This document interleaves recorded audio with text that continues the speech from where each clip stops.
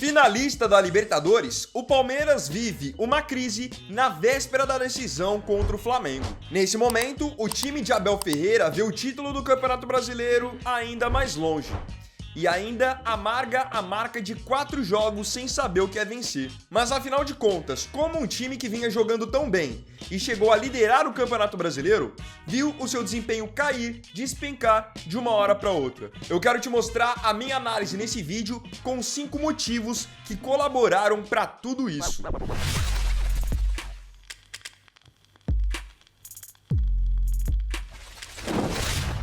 Número 1. Lesão de Lucas Evangelista. Nessa queda de rendimento do Palmeiras, eu tenho percebido que muita coisa está sendo falada, muita coisa que eu inclusive concordo, mas eu vejo poucas pessoas falando sobre a lesão de Lucas Evangelista em toda essa história. Até então, o Lucas Evangelista teve um começo um pouquinho difícil no Palmeiras, onde ele oscilou bastante, mas com o passar do tempo ele foi se adaptando e se tornou titular incontestável do Palmeiras. Tanto que, quando o Andreas Pereira foi contratado pelo Palmeiras, ele não chegou para jogar de camisa 8, de segundo volante. Nada disso. O Andreas Pereira chegou no Palmeiras para jogar como meia, jogar como camisa 10. Tanto que é como camisa 10 que o Andreas joga muito contra o River Plate na Argentina, depois joga muito contra o River Plate em São Paulo, enfim, faz outros jogos muito bons. Porque até então o Palmeiras tinha uma dupla de volantes formada pelo Aníbal Moreno, como primeiro volante, camisa 5, e o Evangelista como segundo volante, como camisa 8. E eu não quero aqui passar a impressão de que o Evangelista é o novo Toni Kroos, é o Xavi, nada disso. O que eu quero dizer com tudo isso é que o Lucas Evangelista era o jogador que por muitas vezes fazia o trabalho sujo sem aparecer. Ele ajudava a dar equilíbrio para o time do Palmeiras e isso era refletido nos números. Foi com o Evangelista de titular nessa formação que o Palmeiras conseguiu 10 jogos de invencibilidade dentro do Campeonato Brasileiro e venceu o River Plate tanto na ida quanto na volta nas quartas de final da Libertadores. A partir do momento que ele se lesionou num jogo contra o Bahia, que por sinal foi um jogo em que o Palmeiras perdeu, de lá pra cá o Palmeiras não encontrou mais um substituto para ele. E aí o time basicamente desencaixou, perdeu aquele equilíbrio. E aí o Abel foi começando a procurar por soluções dentro do elenco. Chegou a testar o time com Aníbal jogando junto com o Emiliano Martinez, coisa que não deu liga, porque são 2 jogadores com perfil de camisa 5. Tentou usar o Veiga de camisa 8, tentou por vários jogos usar o Andreas de camisa 8, e aí quando você tem o Andreas de 8, você perde o Andreas como 10, e ele de 8 acaba oscilando muito mais. Então, para mim, sem dúvidas, a lesão do Evangelista acabou influenciando sim, um pouquinho pelo menos, na queda do Palmeiras. Número 2. Convocações quebraram o ritmo. Como até então o Palmeiras vinha jogando bem, estava já caminhando para as fases finais da Libertadores, vinha jogando um bom futebol e liderava o Brasileirão, então vários jogadores do Palmeiras foram convocados para suas seleções. Claro que alguns jogadores já estão mais habituados com isso. Gustavo Gomes na seleção do Paraguai, Piquerez na seleção do Uruguai. Só que com o Palmeiras vivendo uma ascensão muito grande, até jogadores que não eram convocados para suas seleções passaram a ser convocados. E aqui eu destaco os casos de Flaco Lopes na seleção da Argentina e Vitor Roque na seleção brasileira. E a partir do momento que o jogador é convocado, não é todo jogador que consegue lidar bem com uma convocação. Tem jogadores que acabam caindo de rendimento quando voltam das suas seleções, que se deslumbram um pouco. Isso pode ter acontecido, porque foi bem depois das convocações que o Palmeiras despencou. E outra coisa também. Nós tivemos data FIFA em meio a jogos do Campeonato Brasileiro. Então o Palmeiras foi obrigado a jogar sem ter muitas das suas referências. Isso também acabou influenciando em alguns resultados negativos. Número 3. Muitas mudanças na escalação. Tem uma coisa no futebol que é fato.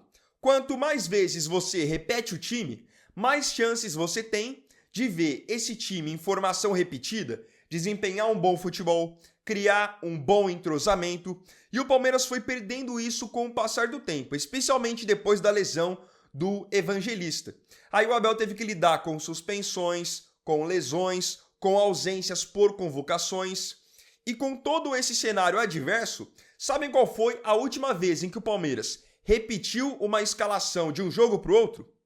Isso aconteceu no dia 5 de outubro, quando o Palmeiras derrotou o São Paulo no Morumbi de virada por 3-2, naquele jogo polêmico em que o Ramon Abate Abel não marcou o pênalti do Alan no atacante do São Paulo. De lá para cá, o Palmeiras não repetiu mais a mesma escalação em nenhum jogo, nem contra a LDU, nem contra quem apareceu pelo caminho, muito por conta dessas ausências que surgiram por lesões, suspensões e convocações. Então, quando o Palmeiras repetiu a escalação, foi do jogo em que venceu o Vasco por 3-0 para esse jogo contra o São Paulo em que venceu por 3-2. Depois, sempre tinha pelo menos uma mudança. E aí eu faço até um desafio para você. Você consegue hoje me dizer qual é a escalação do Palmeiras para a final da Libertadores sábado? Eu acredito que você não saiba me dizer. E o porquê disso? Porque o Palmeiras hoje não consegue ter mais a cara de um time titular. Você não sabe se o titular é o Felipe Anderson, se é o Veiga, se é o Maurício, se é o Alan, porque toda hora tem alguma mudança. Você não sabe se o lateral direito titular vai ser o Kelvin, se vai ser o Giai, se o Fux vai ser titular ou se vai ser o Murilo, ou então se vão jogar os dois juntos, porque com essa salada que virou os últimos jogos do Palmeiras, tudo isso tá ficando muito em aberto. Então isso também acaba atrapalhando o time. Número 4, Flaco Lopes individualista. Eu queria bater numa tecla aqui nesse vídeo de um perfil, uma mudança de comportamento que também, para mim, afetou essa queda do Palmeiras, que é a individualidade do Flaco Lopes. Até então, qual era um dos grandes trunfos do Abel nessa reviravolta do Palmeiras, que começou a ganhar muitos jogos e emendar boas sequências? Para mim, o grande acerto dele foi fazer uma dupla de ataque. Ele abriu mão de ficar jogando com pontas e um cara preso dentro da área, e fazer mesmo uma dupla de ataque, formada pelo Vitor Roque e pelo Flaco Lopes. Com esses dois em plena sintonia, o Palmeiras deslanchou. Vitor Roque começou a fazer muito gol, Flaco Lopes começou a fazer muito gol, Palmeiras então decolando. E na verdade nós começamos a ver aí até uma versão do Flaco Lopes que a gente não conhecia. Porque até então o Flaco ficava muito preso dentro da área, era um jogador conhecido por ser bom na bola aérea, e com ele tendo o Vitor Roque ali como dupla de ataque, ele começou a sair muito mais da área, mostrar que tinha sim uma boa parte técnica, que tinha habilidade, e ele começou a dar muita assistência pro Vitor Roque. Só que, de alguns jogos pra cá, ele mudou esse comportamento. Ele que até então vinha sendo um cara solidário, servindo muito o Vitor Roque, pensando no coletivo, começou a agir de outra maneira, começou a ser individualista. Isso acabou custando pontos preciosos para o Palmeiras dentro do Campeonato Brasileiro. Então eu quero mostrar alguns lances em que o Flaco Lopes foi individualista, coisa que ele não vinha sendo até então. O último jogo que eu lembro que o Flaco Lopes realmente foi bem, coletivamente falando, foi na vitória do Palmeiras por 2-0 sobre o Santos, em que inclusive ele dá o passe do primeiro gol marcado pelo Vitor Roque. Naquele jogo ele saiu bravo, inclusive isso foi flagrado até pela imprensa, que ele saiu bravo por não ter feito gol naquele jogo. De lá pra cá, as coisas só pioraram. O Palmeiras foi fazer um outro jogo com o Santos na Vila Belmiro, jogo esse que o Santos venceu por 1-0. Só que quando o jogo tava 0-0, o Flaco Lopes pegou uma bola em que ele foi para uma situação de 3 contra 2 contra a defesa do Santos, foi conduzindo a bola com a perna esquerda e o Maurício passou livre do lado direito dele. Ali, em pelo menos teoria, seria a bola para ele quebrar o pé e o Maurício sair cara a cara com o Brasão. Flaco Lopes não tocou a bola pro Maurício, tentou chapar aberto, acabou finalizando para fora. Se o Palmeiras faz o 1-0 ali, pelo menos se empatasse aquele jogo com o Santos, não seria um cenário ruim, ainda mais tendo em vista que o Palmeiras naquela partida estava todo desfalcado. E agora tem um cenário mais recente, em que no jogo contra o Fluminense ele foi fominha de novo, em um lance muito parecido. Só que agora, ao invés de ser da direita pro meio, era da esquerda pro meio. Flaco Lopes pega contra a defesa do Fluminense numa situação de 2-2, em que o Vitor Roque tá vindo a milhão, dando opção para ele pela esquerda. Ele poderia dar a bola do Vitor Roque pro Vitor Roque tentar uma finalização cruzada ou cortar pro meio e finalizar. O que o Flaco Lopes fez? Ameaçou que ia tocar pro Vitor Roque, tenta finalizar e foi travado pela defesa do Fluminense. O Vitor Roque ficou tão bravo que na hora ele só virou as costas e simplesmente abandonou o lance, dando a entender que realmente o Flaco ali foi muito individualista. E até o próprio Abel Ferreira cobrou essa postura do Flaco na sua entrevista coletiva, dizendo que depois ia conversar com ele para entender por que que ele agiu daquela maneira. Então, para mim, isso pesa também, ainda mais numa reta decisiva, numa situação delicada, quando você começa a pensar mais em você do que no coletivo, esse tipo de coisa passa a acontecer. Número 5, volta dos cruzamentos. Para mim, um fator que ficou muito exposto nessa fase negativa do Palmeiras é a volta dos cruzamentos, a volta dos chuveirinhos. Esse era um ponto que eu criticava muito no trabalho do Abel nesse ano de 2025. O que era o Palmeiras até então, até a Copa do Mundo de Clubes? Vocês se lembram? Era um time basicamente que jogava a bola no Estevão para o Estevão se virar do jeito que pudesse, na jogada individual, e jogava um monte de bola para dentro da área de maneira aleatória. Para o Vitor Roque tentar brigar por lá, o Flaco tentar brigar por lá, e nada disso deu certo. Só que depois que passou a Copa do Mundo de Clubes e o Estevão foi embora, o Abel se viu meio que forçado a tentar fazer alguma coisa de diferente. Foi aí que ele acabou depois bolando a dupla de ataque Vitor Roque e Flaco Lopes. E o time passou a jogar de maneira mais coletiva, com o Felipe Anderson aparecendo mais, o Andreas Pereira aparecendo mais, o time trabalhando mais a bola no chão. E assim o Palmeiras chegou a fazer grandes jogos, principalmente no Brasileirão. Só que, de alguns jogos pra cá, depois desse jogo contra o Santos que eu tinha falado, que o Palmeiras venceu por 2-0, de lá pra cá o Palmeiras voltou a ser um time parece que sem recurso. Eu percebi principalmente uma mudança no posicionamento do Flaco Lopes, que deixou de jogar ali quase que como um meia, um segundo atacante, que era algo que vinha funcionando, e voltou a ficar enfiado lá dentro da área, só esperando o cruzamento. Então, um time que não tem articulação e que não tem criatividade, joga a bola para dentro da área de qualquer maneira. Tem momentos do jogo do Palmeiras que você vê o Gustavo Gomes cruzando quase que do meio de campo, o Bruno Fux cruzando quase que do meio de campo, mostrando que o time está sem repertório.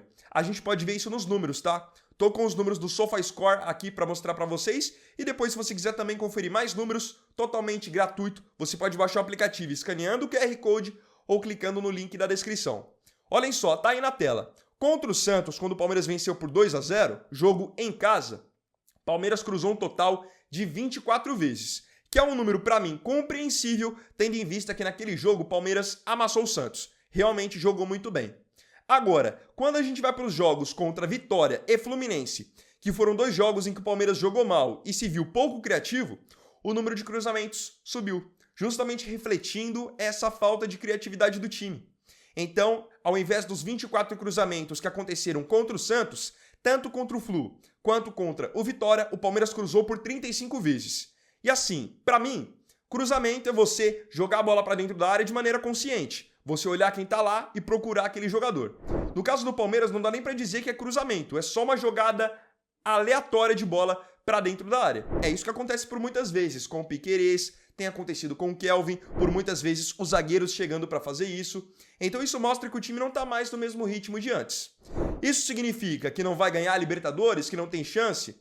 Aí eu já acho que é um outro assunto, porque se tratando de uma final de jogo único, o Flamengo é um time que joga e deixa jogar. Então, tudo isso que eu tô falando aqui pode não valer de nada, mas ao menos eu enxergo que essa é a explicação para a queda de rendimento no Campeonato Brasileiro. Agora eu queria saber a sua opinião aqui nos comentários. Como que você enxerga toda essa má fase do Palmeiras de algumas semanas pra cá? Concorda comigo com alguns motivos que eu revelei nesse vídeo? Não se esqueça de comentar.